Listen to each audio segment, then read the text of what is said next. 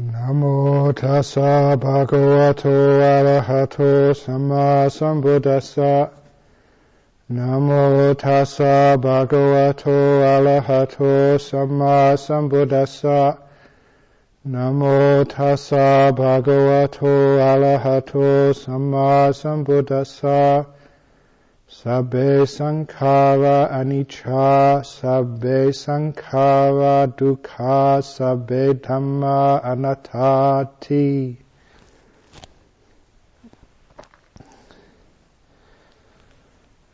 As I promised a couple of weeks ago, that I would give the 3 talks, one on anicca, one on dukkha, one on anatta. Having given the talks on the first 2 subjects, today's talk is on anatta. I began with a well-known saying of the Buddha that all conditioned things are impermanent, all conditioned things are suffering, all dhammas, conditioned, unconditioned, are anatta, are not me, not mine, not a self. And that is a nice introduction to this last of the 3 characteristics of existence. I was just flipping through a Mahayana book the other day, and they call it the 3 Dhamma seals. Whatever way you wish to call it, characteristics or seals of the Dhamma, these are the 3 basic factors of all existence. And it's in order to penetrate those truths that we practice the Eightfold Path, to equip our mind with power through the abandoning of the 5 hindrances, and also through experience, the data of the deep states of meditation, to actually uncover these truths. In fact, that once you see one of those to its fullness, you will see the other 2. As the Buddha said, that what is impermanent, subject to change, that by its very nature is suffering, is dukkha. And that by its very nature means it cannot be me, mine or self. Whatever is suffering will also be of a nature to come and go, to change, and cannot be a self. And whatever is taken to be a self, that will cause suffering. The anatta, the non-self nature of things, means that this is suffering, this is impermanent. We cannot create that permanent happiness of a self. So each of these 3 aspects is just 3 aspects of one thing, of one Dhamma, of one experience.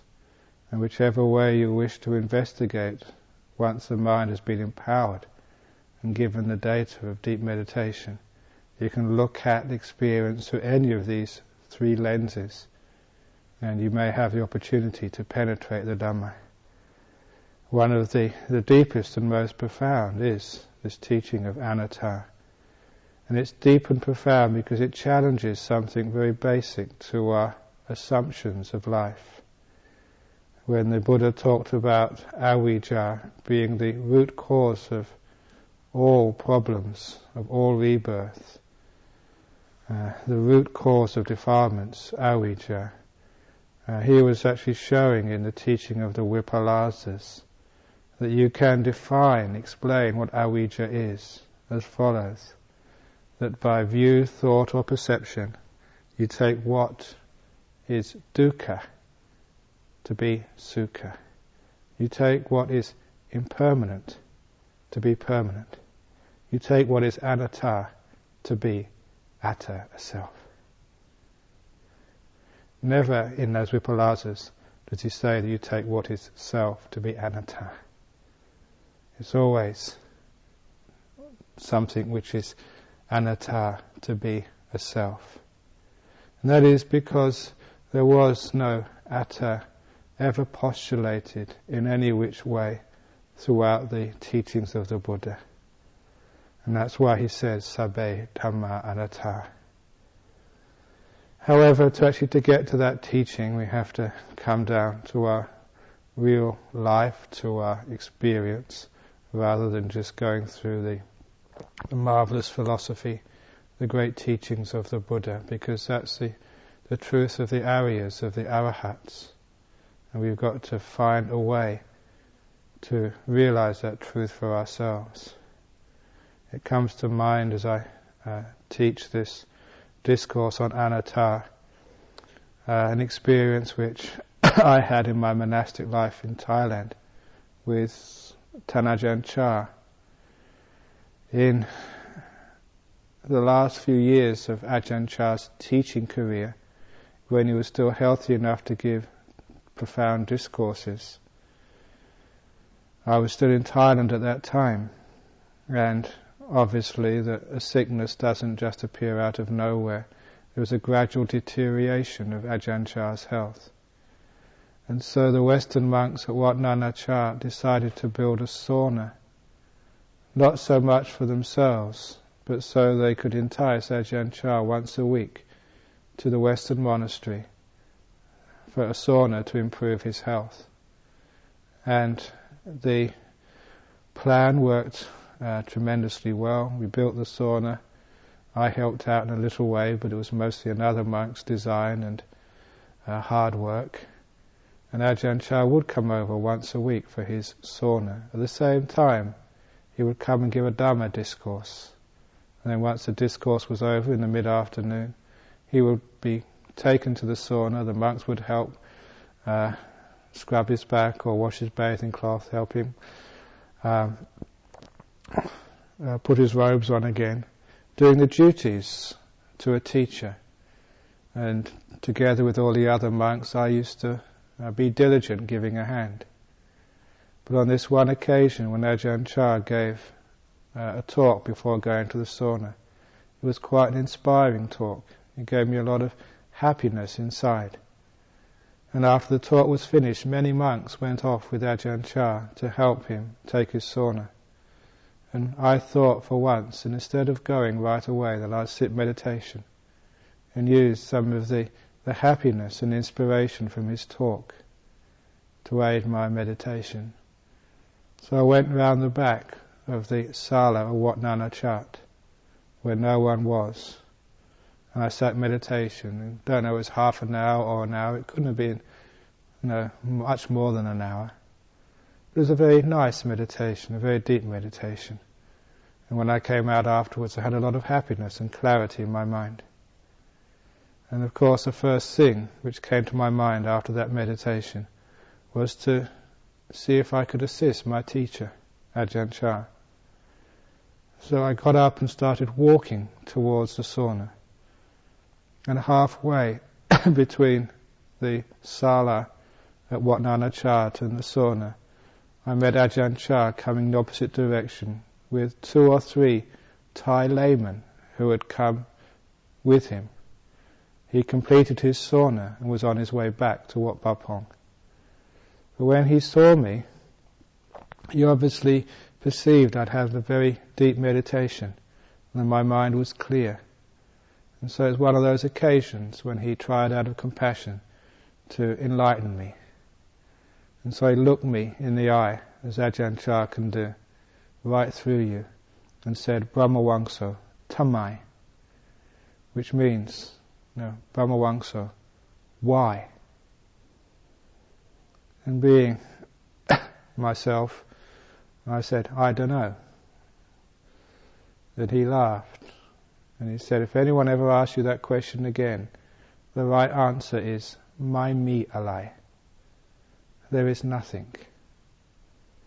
And he asked me if I understood, and I said yes, and he said, no you don't. I always remember that, the way he said, boh. But it was an experience, obviously, which stayed with me. He walked off. It was like a profound teaching which he just shared with me. And what he was actually saying, which was obviously everyone here would now be able to understand. Mai mi arai, there is nothing. Emptiness, anatta. It's a powerful teaching because in our world we always want to have something, to grab onto something, to say there is something. And to say there is nothing tends to create a lot of fear inside of our mind. Surely there must be something we can hang on to. He was teaching in a very profound way, the teaching of non-self. Whether one looks at the body, or the Vedana, the perceptions, the sankharas, such as the will, or the consciousness, or the mind. Each one of these, my mitarai, there is nothing there. This was the teaching of Anatta. However, it's very hard to get to. And I wanted to point out some of the reasons why it is actually hard to accept such a teaching, that there isn't nothing. The first reason why it's difficult is because we ask the wrong questions. It's well known that if you ask the wrong questions, you will get the wrong answers. And so it's important to ask the correct questions first of all. When I looked through the suttas, you could see that sometimes you have in places like the Sabbasava Sutta, you have like the thoughts which do not lead to any purpose or to any use. These are thoughts or questions, inquiries, which are wrongly formed. And one of those questions is, who am I? That used to be an inquiry which many people follow in the world. Who am I? But a little bit of reflection should make it very clear to you that question carries an implication that you are something. You just need to find out who you are. It's not a correct question because it implies an answer. It's not open enough. And so in my practice I changed the question from who am I to first of all to what am I? But even that was a wrong question. It assumed I was something. And refining the question down, I began to ask what was a good question. A question which would lead me somewhere, which would uncover illusion. And that was the question of what do I take myself to be? What do I assume this thing called I is? And that question was something which dug very deep into my avijja, into my delusion. You started to look, what is it that I assume a self to be? Once I started asking that question, it was like peeling an onion. You could start to see some of these silly things which was very easy to take as a self. And also at the same time, I could perceive that whenever I did take these stupid things to be a self, to be me, to be mine, they would inevitably cause me a lot of suffering and a lot of strife. First of all, it was very easy to see that even though that I believed in rebirth, I took that as a fact, that this body is just something which I take up and I will give up at the time of death. Even so, there was, from time to time in my daily life, occasions when I would take this body to be mine, to be me. By that, I mean that if, especially in the world, when people compliment you about your beauty, your handsomeness, your physique or whatever, if ever I was moved by those comments, I was taking this body to be me, a source of pride. But even deeper than that, whenever there was sickness comes up in the body, then that was a good test whether I took this body to be me or to be mine. It's very easy for me to say the body is not self when I was healthy, when you're young, when you're fit. But the test is that when you are in sickness, especially when that sickness is very deep and long-lasting and can even be life-threatening, because that's when you really can see at a deeper level whether you take this body to be me or mine. If you are worried, even a small amount of worry and fear, that shows there is still some clinging left to this thing we call body. Why should you be afraid of death? It's the most ridiculous fear. A person who's going to die, who has created lots of good karma, and everyone who's lived in this monastery has created enormous good karma, building monasteries, helping out, serving, giving talks, helping give talks, whatever else, printing books, helping print books. That's huge, big karma. So, if you had faith in rebirth and karma, surely there should be no fear at all about dying. You know, this old body, if it's very sick, you get a much better body next time. What's the fear there? The fear is always because of attachment, being threatened, of something which you cherish about to be taken away from you. So if ever you find fear of death coming up at any time, that shows you almost with 99% certainty that in that moment you are perceiving or thinking or viewing that this body is me, is mine, is a self.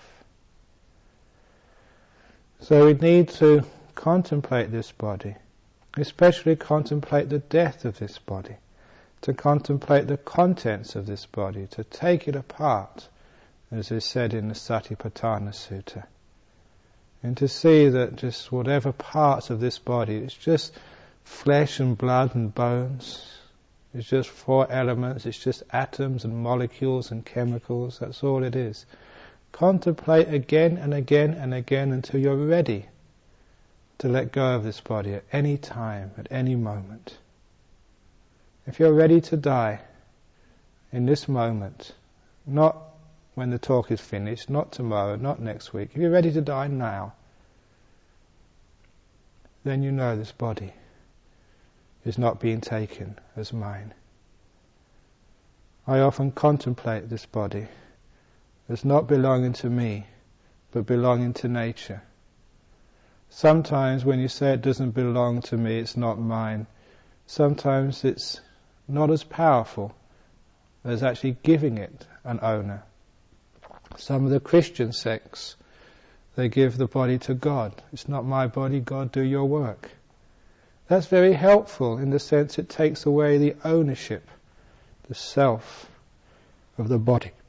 And it can give a lot of liberation. Not full liberation, but going a long way. But of course, as Buddhists, we can't say this body belongs to the Buddha or belongs to God or whatever. What you can say, though, with reason, which is in accord with experience, that this body belongs to nature. It's not me, it's not mine, it's not a self, it belongs to nature. And nature will take it when nature is ready. It has nothing to do with me or my likes and dislikes, my plans, my agendas. So often people die at the most inconvenient times. Just when you're about to finish something, you will die, no matter how much you plan, with much unfinished business. Don't try and finish all your business, because it's unfinishable. Don't finish the business, finish with the business. Be able to die at any time. It's important to keep contemplating like that, because even though one thinks one is not attached to the body, even though logically, reasonably, when you examine it with your mind, you can see this body is not me, not mine, not a self. There are times when you take it to be a self. That's what my investigation was uncovering. Not the philosophy, but the experience. But by continuing with what do I take to be me, mine, a self, kept on investigating, hammering at that point, you keep following that way, eventually you'll recondition the mind to see this body belongs to nature. The body can look after it, but the nature is the owner. So when the nature wants to take it back, it's nothing to do with me. Take it. But deeper than the body is the stuff of the mind. And first of all, the objects of the mind. Because sometimes that what we think is us becomes some of the qualities, the objects of our mind. Taking ourselves to be clever, intelligent, taking ourselves to be skillful, taking ourselves to be knowledgeable about the Dhamma. I am the Vinaya expert. I am the Dhamma expert. I am the expert sower. I am the expert meditator. So easy for us to actually take our achievements to be me, to be mine. If you take achievements to be me and to be mine, to be a self, the result of that is pride, the attachment to praise. And you can understand just how much suffering results in that. Because every time you do something wrong, you'll feel that there is a problem there. Very often, because of pride, when you do something wrong, you may even break your precepts and lie, just out of taking sort of your abilities to be me, to be mine, to be a self. That's why in the world, when someone makes a mistake, they usually explain as, I wasn't feeling myself today. When they do something right, that's the real me. Understanding this means that we can look at all of the qualities such as intelligence, such as abilities of being a good teacher, being charming, being charismatic, to look at all those things, that is not what I take myself to be. When you do that, you're free from a lot of pressure. One of the problems why monks do not like to teach is because of that particular attachment, being afraid to be a fool. Every teacher has to acknowledge that from time to time they will say very foolish things. They will stuff up, they will say a terrible talk. It's marvellous to be able to have that freedom. Not always to have to live up to some ideal, either imposed by yourself or imposed by others. Having that freedom from that, taking these things to be me, to be mine, to be a self, liberates you to just to go and teach without fear. They say that talking in public is one of the most fearsome things you can do. And whenever there's any fear there, again, it's always because of attachments are being challenged. So you ask yourself, fear of what? Fear of losing what? And it's always fear of losing what you call reputation, an illusion of who you think you really are, what you take yourself to be. When you know that all these things, again, they just belong to nature. It's just conditioned. If I give good talks, it's just because I've been giving talks so long, I've just had good practice, that's all. If I give bad talks, it's nothing to do with me either. It's just because the tea wasn't strong enough, or whatever else it is.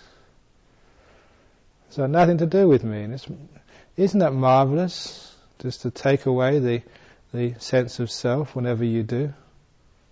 There's no sense of guilt, no sense of fear, no sense of remorse. You don't go back afterwards and say, what I did today was really rotten and horrible. It's nothing to do with you. So you don't take any of this to be a self. It makes you free. Even when you sit down on your cushions to meditate, sometimes you can say, well, giving talks is not important, or sweeping, or doing the jobs in the monastery, but the really important thing, I'm a monk, I'm a meditator, my meditation is the most important. If you take yourself to be the great meditator, then you'll always fail in your meditation. Why? It's because you will never have that freedom, that ability to let go. There'll always be that controlling. Whenever there is a self, the Buddha said, there's things which belong to a self. What belongs to a self is what you control, what you manipulate, what you try and cherish. That's where attachment comes from. And so if you think that your attainments belong to you, that you are the great meditator, then you will find that meditation will be hindered by craving and attachments. When you realize that every meditational success just arises because of causes, conditions which come together, then you realize it's nothing to do with you. You might just say it's your just good fortune to have been with a good teacher, to have had the facilities, to have the time, to have the health, to have just be in the right place at the right time, to be able to do these things.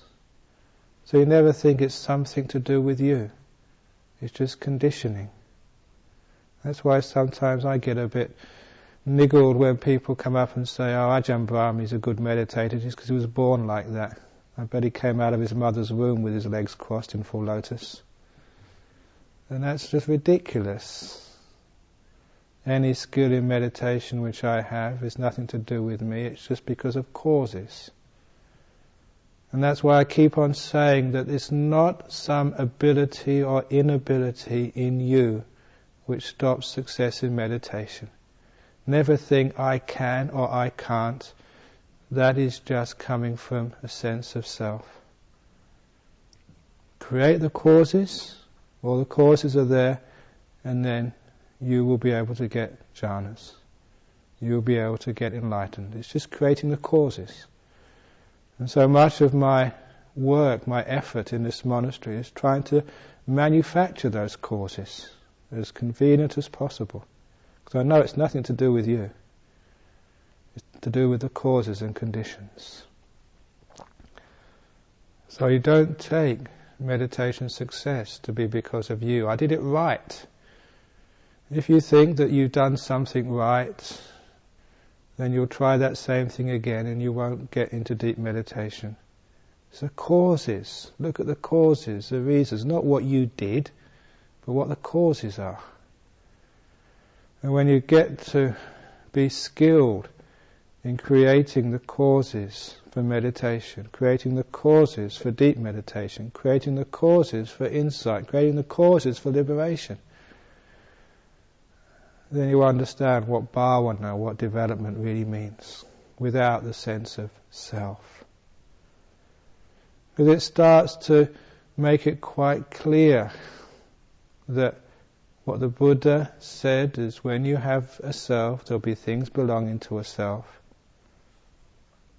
And when there's things belonging to a self, there'll be control, there'll be work, there'll be doing.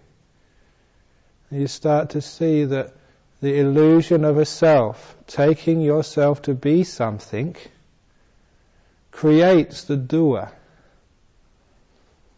This thing which creates craving and attachment, which creates will, which controls what one thinks belongs to you.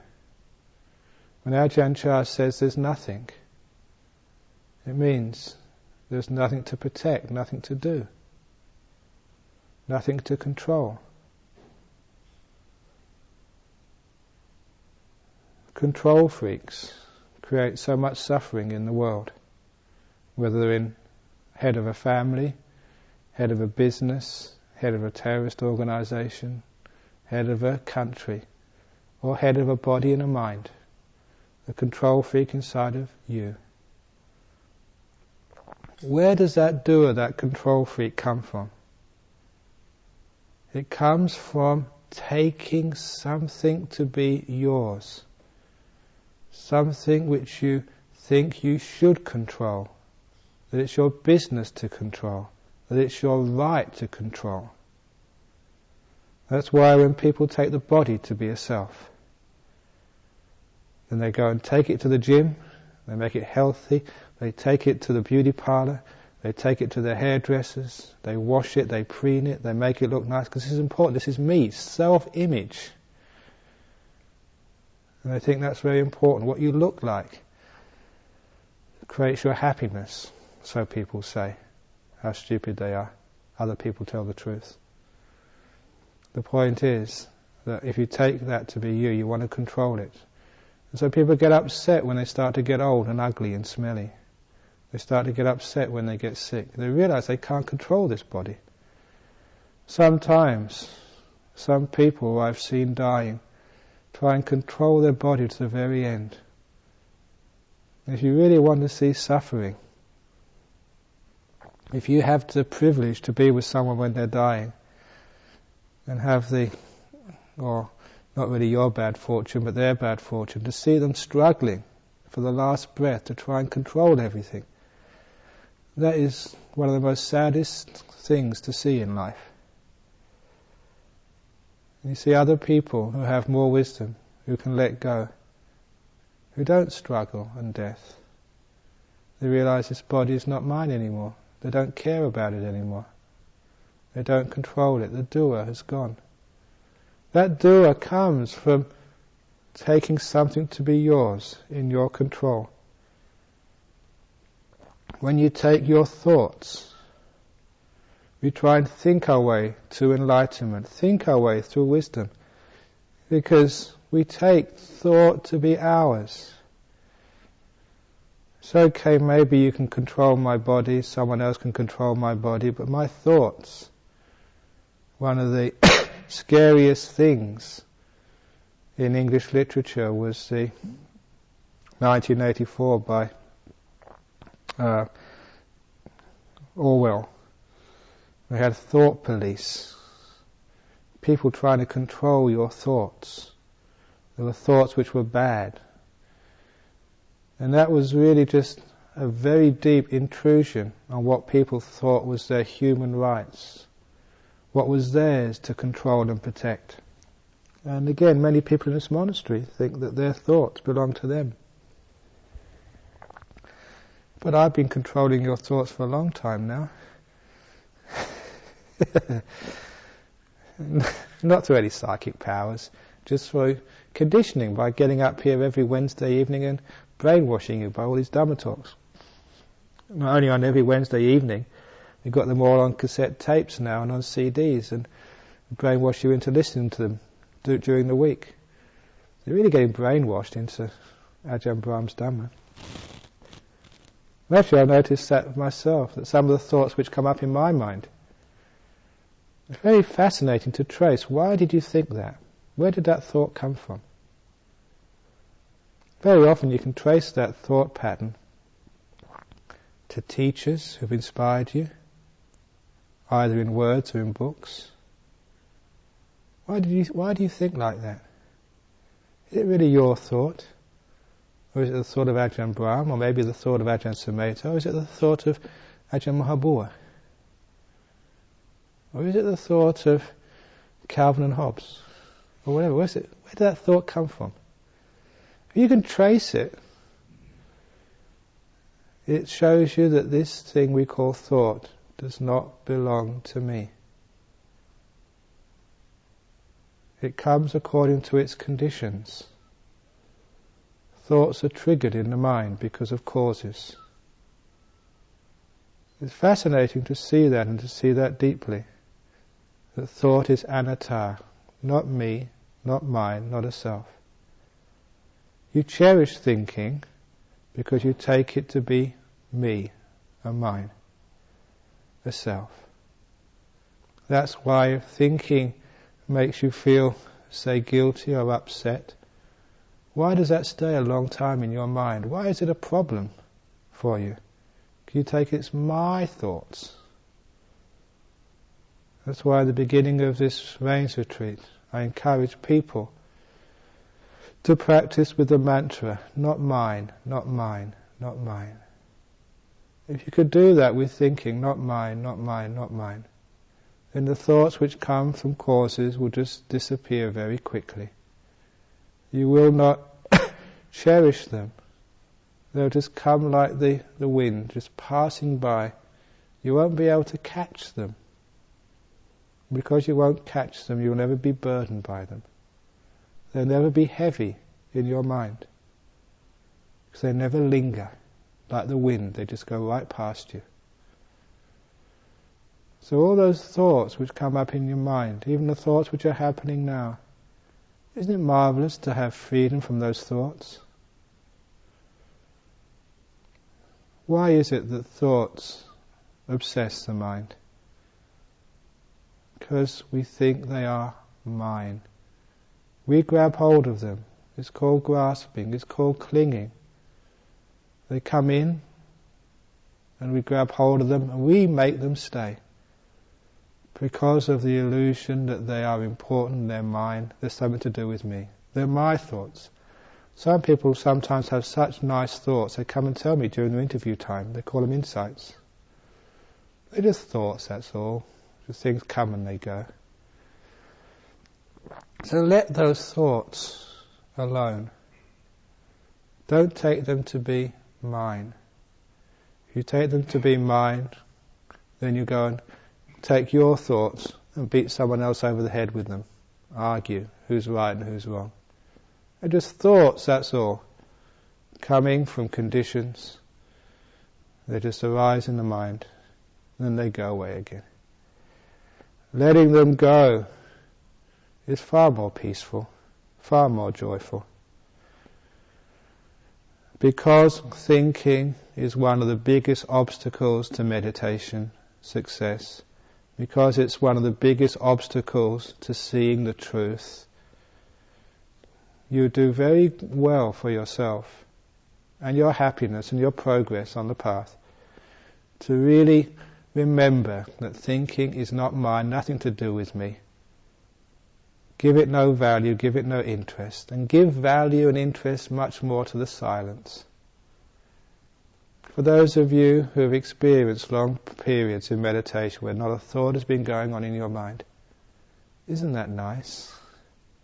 Isn't that beautiful? Isn't that just so lovely?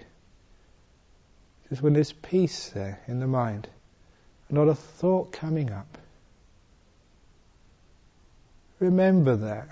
Cherish that thought of no thought.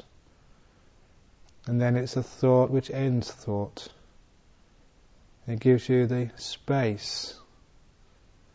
When you're thinking, it's like an inner speech. It's like talking back to the world. When you're talking back to the world cannot teach you. In the same way that whoever sits on top of this chair here and giving a Dhamma discourse, if you're thinking and fantasizing and talking to yourself while the teacher is giving the sermon or the talk, there's no way that you can hear what's being said. All truth, all insight, all wisdom arises in the silence. It doesn't come from thought. You have to listen, you have to be silent, you have to be empty and open to see the truth. So, thought is not me, not mine. Don't take it to be yours and the self. When the thinking stops, still there is movement in the mind. This is the doer again. This doer we call will. The reason why it's hard to get into jhanas for some people is because they take will, doer, to be them. Here we're getting to the heart of the illusion of self. You've heard me say before, the citadel of the self-illusion, is the home of the doer and the knower. That's so often what we take to be me, mine, the self. First of all, this doer. How much doing have you experienced in your life so far?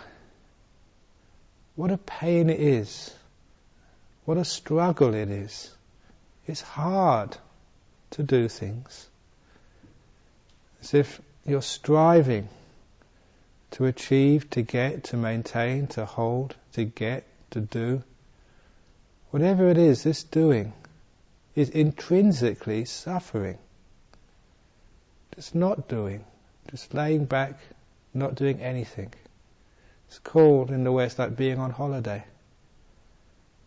But it's so hard for people to let go. Why is it hard to let go? Because that which we take to be will is thought of as being a self. Investigate will, doing. Why do you act in that way? Sometimes it's not really called acting, it's called reacting. Acting again, repeating. And so often our actions are just habitual. What we take to be willed action is not just free, but just repeating old habits again and again and again.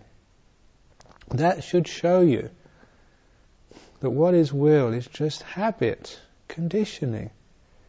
Whatever you choose to do is not coming from a self at the controls, pushing the buttons, pulling the levers and giving the orders. Investigate will. Why did you choose to do that? Even if you just scratch your face, why did you decide to do that? If you just move your hand, why? Where did that movement come from? What originated it? Even, why did you think that? Why did the mind move? Why did you get angry? Why you were inspired? What generated that? Look at will. Investigate it. The doer. After a while you start to see that you are a creature of habit, a Pavlovian dog, conditioned. It gets to 10:30, you ring the bell, everyone puts their robe on, and you go downstairs. Book shouts out, monks are coming, and everyone gets in line. Pavlovian dogs. Conditioned. 7 o'clock on a Wednesday, everyone comes to listen to the talk.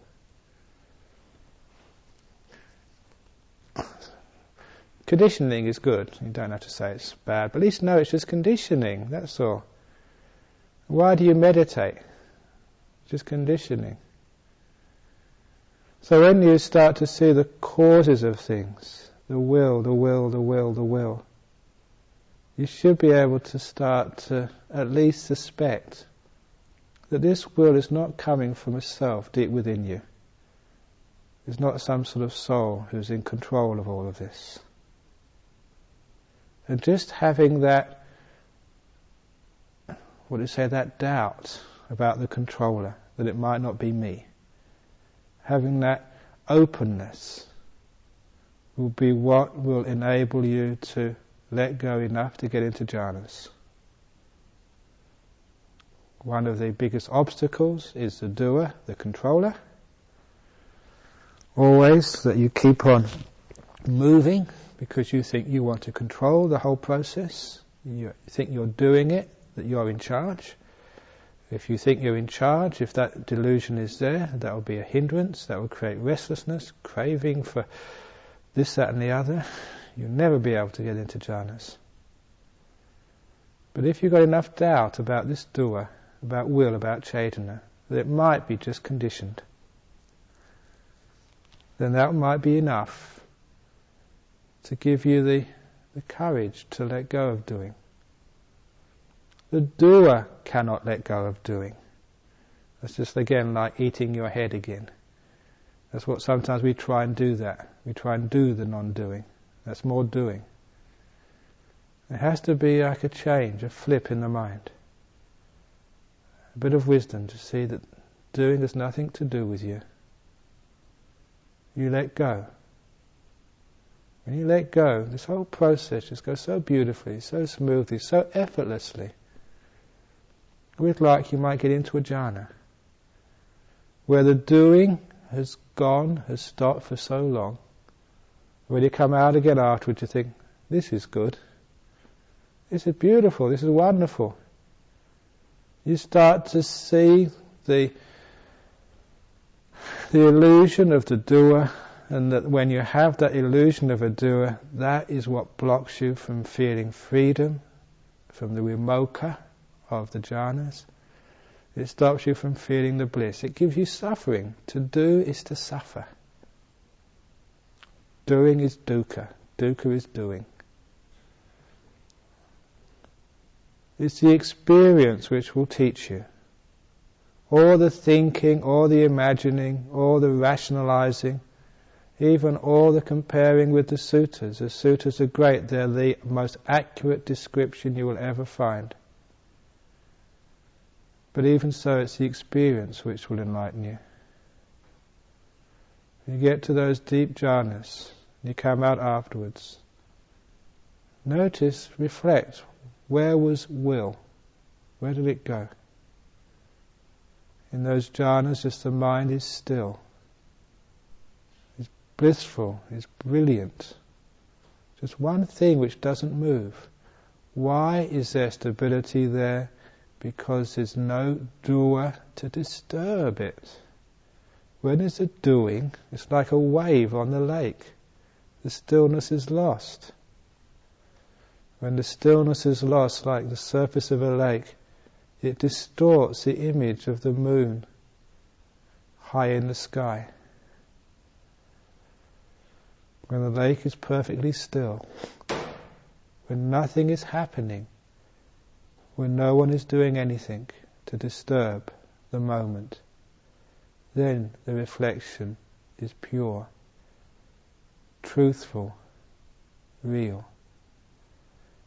And it's also very beautiful.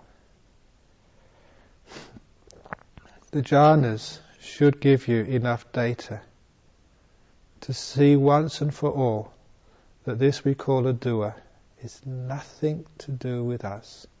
Completely conditioned. That has profound effects afterwards.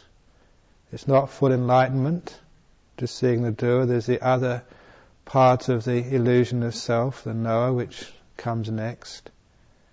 But at least the will is seen to be completely conditioned, nothing to do with me. What that means is no more any guilt or remorse, pride. You realise that whatever I do, if it's good or if it's bad, people like it or don't like it, I've got no choice about this. It just happens, it's my conditioning. So much freedom comes as a result of seeing that will is conditioned. Sometimes that people afterwards ask the question, if the will is not yourself, it's nothing to do with you, why bother? Why even bother get up at 4 o'clock in the morning and meditate? And the answer is because you've got no choice. Deeper than the doer is the knower. The two actually go together. You can stop the doer for a little while in jhanas, but it comes back again. You can stop the doer for eons by going to the jhana realms after you die. It will come back again. Once there's a knower, it will react to what it knows. It will do. The knower is usually called consciousness or citta, mind. This is what knows. That knowing is often assumed to be the ultimate self. You know why that happens? Is because very often people can get the perception, the paradigm in their mind of perceiving something in here which can just know and not be touched by what it knows. You just know heat and cold, pleasure and pain. You can know sort of beauty and ugliness, but somehow or other just stand back and not be known, not be sort of touched by it. What's actually happening here is that the nature of consciousness is so fast, so quick, it gives the illusion of continuity, and also one misses the point that whatever you say, see with your eyes or feel with your body, the mind then takes that up as its own object, and it knows that it saw. It knows that it felt. It's that knowing that it saw, knowing that it felt, gives the illusion of objectivity. It can even know that it knew. For a long time, when I was reading philosophy books about self-reflection or self-knowledge, the fact that not only do I know that I know that I know, and I know that I know that I know, which was given as a proof of the existence of a self. I looked into that from experience, what actually is going on with this knowing business. And because of the depth of meditation and the precision which that gives to mindfulness, to awareness, the fact that you can see instead of like through ordinary eyes, through like an electron microscope of the way this mind is actually working. What you actually see is this procession of events called knowing. And it's a procession, one after the other in time. And I saw very clearly that when I saw something, then not a few moments, just a fraction of a moment afterwards, then I knew that I saw. And a fraction of a moment afterwards, I knew that I knew that I saw. There's no such thing that I know that I know that I know that I know. The truth of the matter is, I know that I knew that I knew that I knew. When you add the perspective of time, it gives you the causal sequence of conscious moments. And not seeing that causal sequence can very easily give you the illusion of a continuous me, of a knower. It can give you that illusion for two reasons.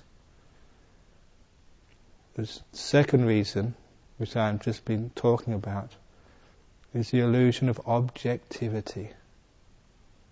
The illusion that you can somehow recede deep inside of yourself to a jitta, to a mind, which can see, which can hear, which can feel, which can touch, which can taste, which can even know, but is knowing objectively and is not touched. The point is, to know is to be touched, is to be affected. Just like in quantum theory, just comes to mind. As soon as you know something, you've interfered with it. There's no such thing as bare knowledge without interfering. That's actually basic quantum theory, quantum science. It's not just theory, it is truth. To know is to interfere. You're touched by that knowing. So often that's the reason why we think that somehow we can find a knowing where suffering doesn't reach. You can get to a knowing where suffering doesn't appear to reach you for a long time. That's in the jhanas. That's the purest form of knowing you can experience. There's no suffering apparent during those experiences. It's bliss, unchanging for long periods of time. If anything is a pure knowing, then that is it. The deeper the jhanas, the purer the knowing appears. It's afterwards coming out when you reflect. And that's when you get the perspective. Remember on those mind states, which is citta, as pure as it can ever get, in those jhanas, experience those things, then you understand what this citta really is. You understand what radiant citta means. You understand a citta which is absolutely still, which doesn't move, but which still knows very clearly. And knowing again which doesn't move, which doesn't change for long periods of time. Then afterwards it changes, it moves. On afterwards, as it says in such sutras as the Mahamalunkyaputta Sutta, you can see that even knowing is conditioned, sankata. That's actually what it says in those sutras. You can see that this too rises because of a cause and ceases when those causes cease. There has to be something more than this pure, refined citta. This is actually where you start to see that even this knowing is not really objective. You cannot separate the knower from the known. As the Buddha kept on saying, in all of the six senses, such as the mind base, when mind base and mind objects come together, turns on mind consciousness. Coming together of the three is called phassa. It is conditioned, it has its causes. It's not always going to be there. It comes together. And so you start to see that which you thought was objective is not objective at all. It's just a way of seeing which is delusional. And you'll never be able to escape suffering that way. The jhanas won't last.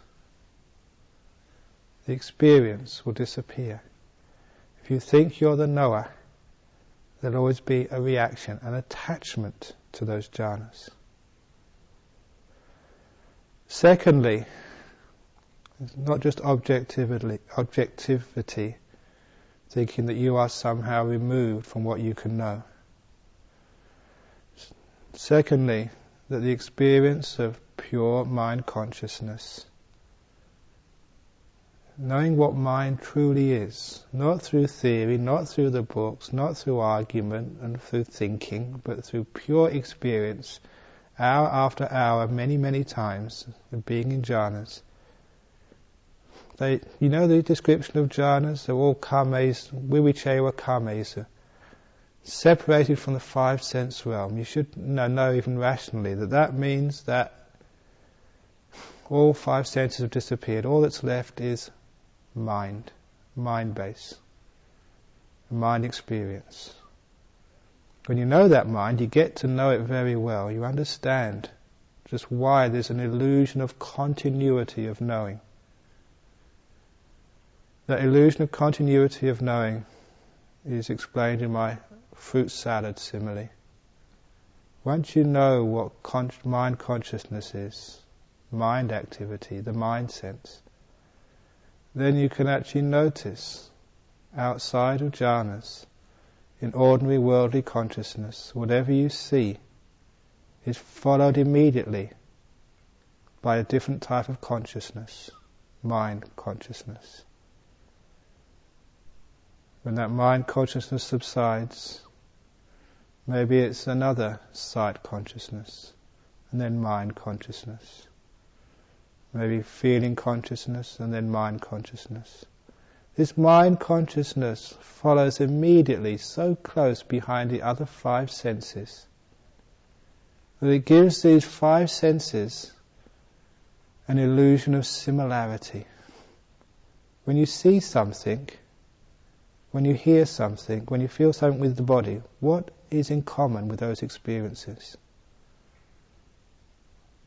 What gives it the illusion of sameness? After experiencing jhanas, you'll know it's the mind consciousness following always behind, holding the hand, as I say, of the five other senses. Once you see that, then you understand why there's an illusion of continuity with the conscious experience. There's an illusion of a knower persisting through every sensory experience. The knower which is there when you wake up in the morning, which appears to be always there throughout your day until you go to sleep at night. This thing which you take to be a self. Seeing through that, you see that knowing is like particles of sand on a beach. From a distance it looks like there's no gap, no space between that stretch of sand. You go closer and closer and closer, and you see there's just grains of sand, and between those grains there's nothing. Nothing running through the grains of sand. Or like water in a stream. It looks like it's a continuous flow. You get closer with a microscope, electron microscope, and you see that between the water molecules there's nothing, space. You see the granular nature of consciousness. That gets rid of the illusion of continuity. One consciousness arises and then another disappears. I know that's in the Abhidhamma, and I sometimes say the Abhidhamma was after the Buddha's time, but that's not just based on Abhidhamma, that's straight from the suttas. Chittas arise and pass away. Samudaya Sutta, as Venerable Bhamari pointed out to me. Number... It's in the Nidana Sangha anyway. 21, is it 6? Sorry? Satipatthana Sutta, okay. Satipatthana Sutta. That's 61, isn't it? Or 21, 41. Anyway, it's called Samudaya anyway. It's in the Satipatthana Sangha. That shows the arising and passing away of jittas. Momentary. So these are actually illusions. Isn't it wonderful if we could actually see that knowing rises and falls. What that would mean is the illusion that this is me, this is a mind, this is a self, would disappear. And with that knowledge, that insight, then one would no longer hold on to knowing. You'd never be attached to knowing. You would never be attached to being. The craving to be, bhava-danha, would be cut off. Bhava-danha is one of the great causes, the great reasons for rebirth. A person who still thinks they are the citta, the mind, the knower, might be able to let go of the body. They would get reborn in the jhana realms, but they'd have to come back to this realm again. More rebirth, more suffering. Because they haven't fully let go of bhava,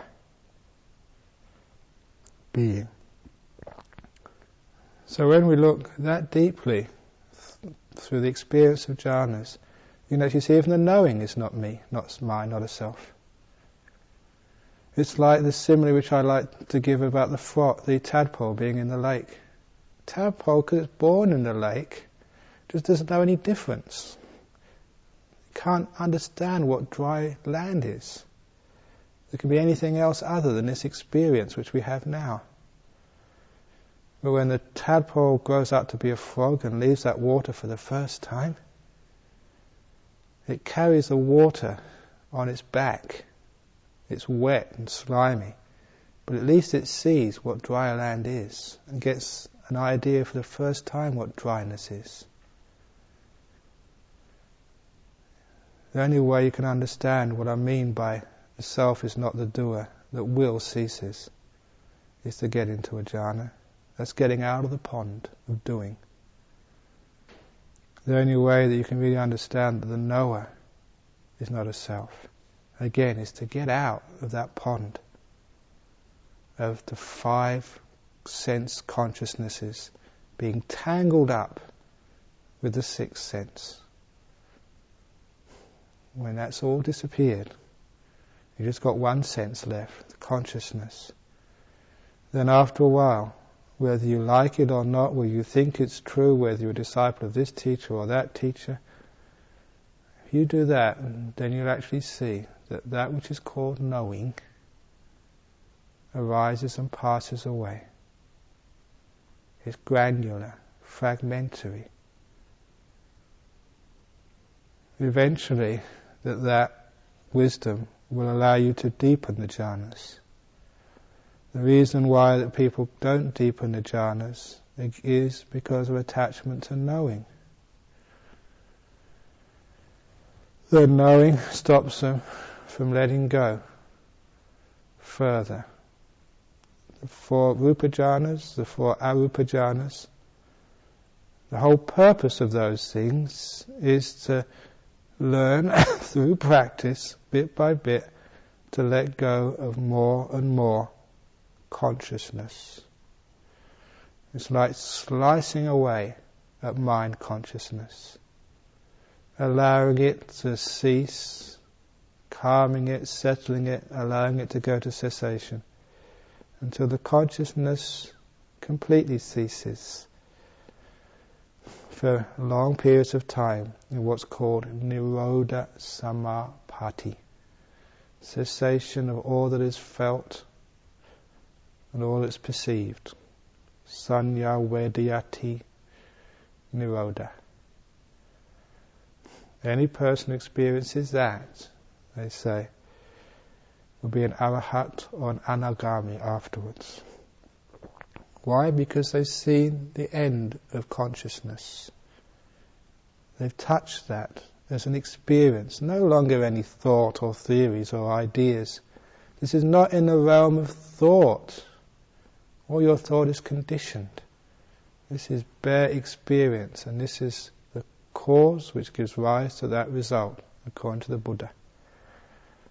You see that knowing is not me, not mine, not a self. Doing is not me, not mine, not a self. Mind objects, not me, not mine, not a self. Body, not me, not mine, not a self. All that you took to be you is seen as just delusion. What was Anatta, you realize for not just many years, you see very clearly that for many lifetimes you've taken that to be a self. And the result of that was so much birth and consequent suffering. The cause was so much control and doing and striving, wriggling through samsara, wriggling towards happiness, wriggling away from pain, always trying to control the world, or your part of the world, or your little insy-bitsy bit of the world, wherever you take yourself to lie. And that had caused just so much suffering. The desire to be had created so much birth, again and again and again.